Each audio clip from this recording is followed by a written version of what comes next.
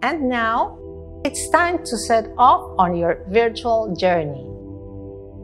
Here in the coastal desert of Peru, at the Chankillo archaeological site.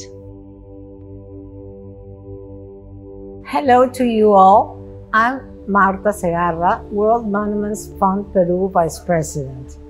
I am not only honored but delighted to welcome you on this trip to the wonders of Chankillo, the most ancient observatory in the Americas and probably one of the most amazing ones in the world.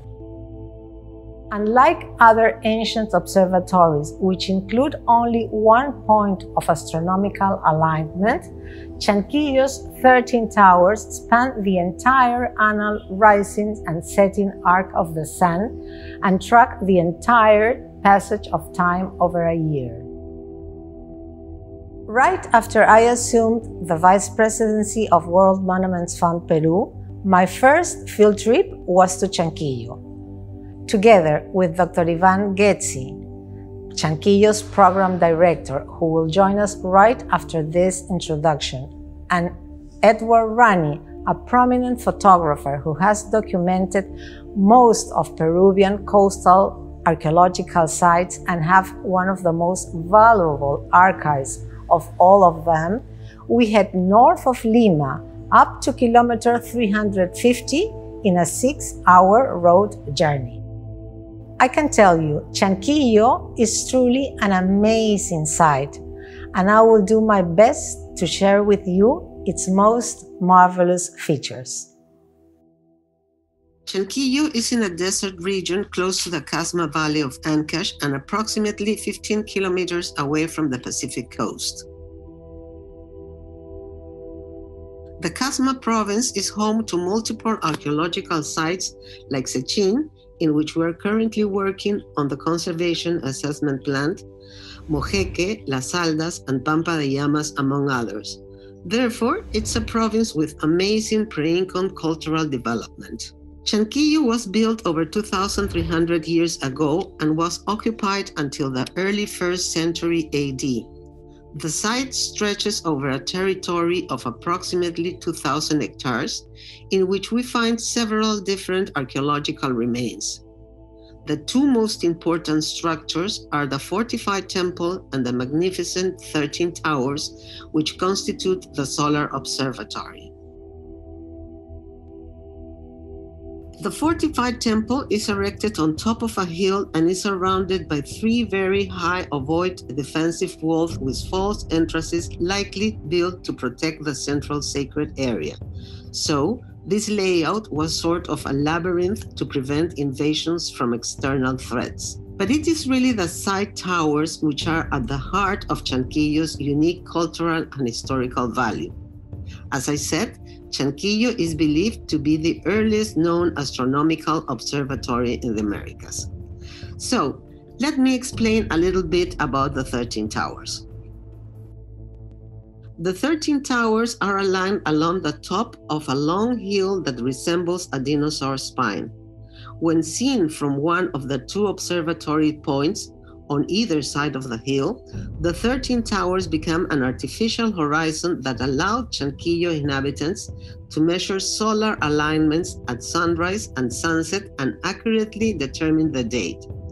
For this reason, they could have planned harvest times and other seasonal events appropriately. Moreover, observation of solar cycles through the towers would have had an important political, economic, and religious function. Evidence suggests sun worship existed on site 2 millennia before the well-known sun cult of the Inca Empire. The relationship between the earth and the celestial bodies, especially the sun and moon, was an integral part of the worldview of ancient Andean peoples like many other ancient civilizations. I believe Chankillo is an icon of the advanced knowledge of this relationship, which enabled the Chankillo culture to build an observatory that represents a year-round solar calendar where the 2 solstices and 2 equinoxes are clearly identified. With this brief description of the Chankillo Solar Observatory, we can all understand the importance of the site and what the loss of any of its components would mean for the recognition and understanding of our ancient cultures. After many years of work, Chankillo was included on Peru's tentative list for World Heritage as an exceptional site, and it's currently under evaluation by UNESCO for potential inclusion on the World Heritage list as a masterpiece of human creative genius, a unique site in the history of astronomy. Centuries of strong winds, humidity, and temperature fluctuations in the desert's inhospitable climate, combined with earthquakes and other major weather events, led to the steady loss of mortar and structural stability of the stone elements. Weather fluctuations can also have an indirect adverse effect on the site.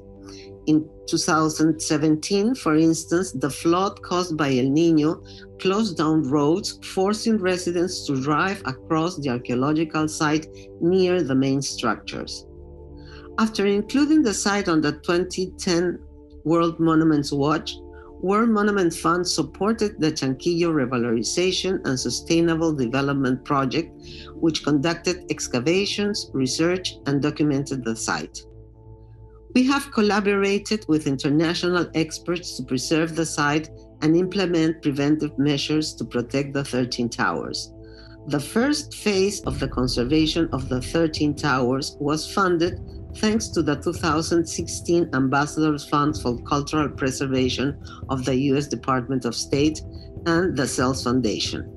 After that phase was concluded in 2019, thanks to a new contribution from the CELS Foundation, we were able to complete the stabilization of 2 more towers. Our project supported the development of a site management plan, which gave the added effect of helping Chankillo's World Heritage nomination, already bolstered by our project there. Today, we're working with the Ministry of Culture to support the inclusion of Chankillo as a World Heritage Site and to secure the public funds that would be needed for the site's further development.